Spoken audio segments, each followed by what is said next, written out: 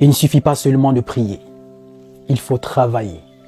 Il ne suffit pas seulement de jeûner, il faut être sérieux dans ses engagements.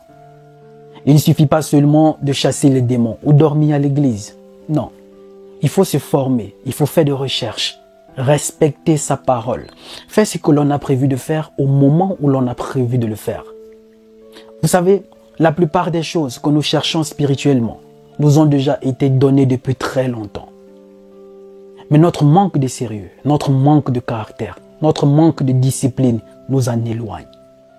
C'est pourquoi vous pouvez prier, jeûner, chasser les démons, dormir à l'église. Si vous n'ajustez pas votre caractère, vous resterez à la même place. Écoutez, vous savez, les Chinois, il est chinois. L'Indien, il est indien. L'Occidental, il est occidental. L'Arabe, il est arabe. Ils le sont de par leur culture, de par leur histoire, de par leurs croyances, de par leur spiritualité, de par leur langue. L'Africain, il n'a pas de culture, il n'a pas d'histoire, il n'a pas de croyance, il n'a pas de spiritualité, il n'a rien. Il est à la fois bouddhiste, franc-maçon, rosicrucien, il est chrétien, il est musulman, il est partout à la fois, sauf nulle part. Il vit dans un monde où lui-même ne connaît même pas le fonctionnement de ce monde. On dirait un mauvais esprit à la recherche d'un corps étranger dans lequel il va habiter. Écoutez, vous savez, on est homme, fondamentalement homme, de par son histoire, de par sa croyance, de par sa spiritualité, de par sa langue, de par sa culture. Mais l'Africain, il n'a rien de tout ça. Il est même plus chrétien que le colon qui lui a ramené la Bible dans un bateau. Sur quoi comptent les États-Unis et l'Europe pour contrer la Russie et installer leur puissance dans le monde? Sur l'Afrique. Sur quoi compte la Russie, la Chine, l'Inde et les autres pour s'opposer à la puissance occidentale et américaine? Sur l'Afrique. Mais l'Afrique compte sur qui? Sur Dieu. Le continent africain est le continent où il y a plus d'églises et plus de pasteurs. Mais le continent le plus pauvre. Quel paradoxe! Prenez une seule ville comme Kinshasa, Douala, Yaoundé, Libreville, Dakar, Lomé, Abidjan, Conakry, Cotonou. Une seule ville a plus d'églises que l'ensemble des universités de tout le pays. Une seule ville a plus d'églises que l'ensemble des hôpitaux, des écoles de tout le pays. Une seule ville a plus de pasteurs que des médecins de tout le pays. Plus de pasteurs que l'ensemble des ingénieurs, des instituteurs, des professeurs de tout le pays. À croire qu'on va croiser les bras et prier et Dieu viendra transformer les choses. Mais si c'était le cas, l'Afrique ne serait pas le continent le plus pauvre. Pourtant, c'est le continent le plus riche. Parce qu'on a plus d'églises et on a plus de pasteurs. Donc, la prière, tout simplement, devait changer les choses. Mais jusqu'à aujourd'hui, rien. C'est pour dire que la prière seulement ne suffit pas. Vous savez, Dieu lui-même, il a créé le monde en 6 jours. Le 7e jour, on dit c'est le jour du Seigneur, le jour où il faut aller l'honorer. Mais l'Africain, il va à l'église du lundi au dimanche. 7 jours. Tu travailles quand?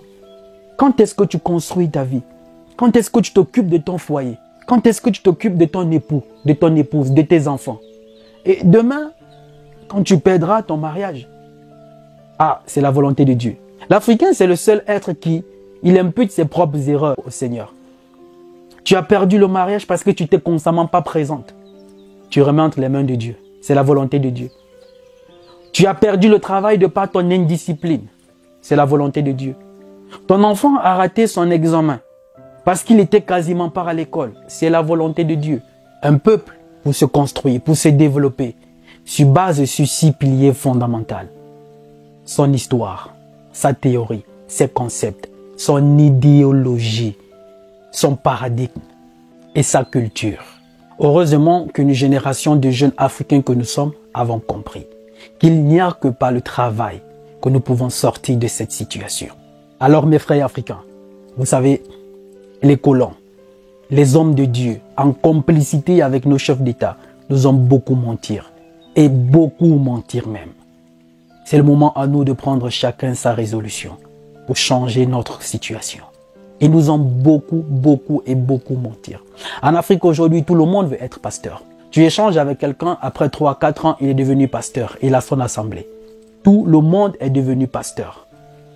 Mais quand vous faites une comparaison avec les autres, Nous sommes même pasteurs des religions qui ne sont pas les nôtres. Une religion que nous ne maîtrisons même pas. Nous ne connaissons même pas en réalité son origine. Parce que c'est venu par les colons dans un bateau. On a tout simplement régné notre croyance, notre spiritualité, tout ce qui nous est propre. L'Africain est le seul être de ce monde qui est prêt à adopter tout ce qui vient chez les autres, à faire un copier-coller de tout ce qui vient chez les autres. Mais personne ne veut copier ce qui vient de chez lui. Et ça ne le dérange en rien. Pas du tout. Triste, non? À croire que Dieu descendra du ciel pour venir changer notre situation. Dieu, dans les Saintes Écritures, il dit « L'homme périt faute de connaissance ». Ils nous ont beaucoup mentir. Et ils continuent de nous mentir. Et c'est à toi de cultiver ton discernement pour te réapproprier ce qui te définit, ton identité, qui est ton histoire, ta croyance, ta spiritualité, ta culture, ta langue. On ne remplace pas la paresse par la prière. C'est la courte leçon de vie que je voulais partager avec toi. Alors si tu as aimé, laisse-moi tout simplement ton pouce bleu, ça me fera beaucoup plaisir. Ça ne coûte rien du tout. Merci de l'avoir fait. Alors si tu n'es pas encore abonné, fais-le, tu ne regretteras pas.